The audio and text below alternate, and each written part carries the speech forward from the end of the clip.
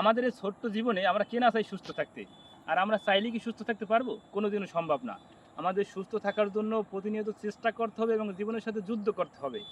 দেখেন, আমাদের এই পৃথিবীতে অসংখ্য রোগ দিয়েছেন আল্লাহ তাআলা, এবং এই রোগের জন্য যে সমাধান, যে সলিউশন যেটাই বলেন, এটাও কিন্তু আল্লাহ তার নেয়ামতের ভিতরে দিয়ে দিয়েছে। আমাদের শুধু খুঁজে বের করে সেটা সেবন করতে হবে, তাইলেই আমরা সমাধান পাবো।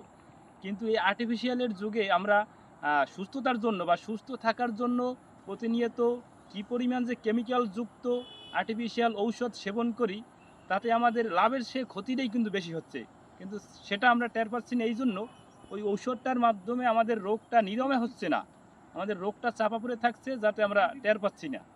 অতএব আমাদের যদি সুস্থ থাকতে হয়, আমাদের প্রকৃতির সাথে থাকতে হবে এবং আল্লাহ তাআলার নেয়ামত থেকে আমাদের সুস্থ থাকতে হবে।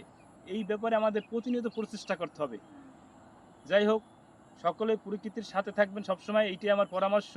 সবাই ভালো থাকেন। আসসালামু আলাইকুম।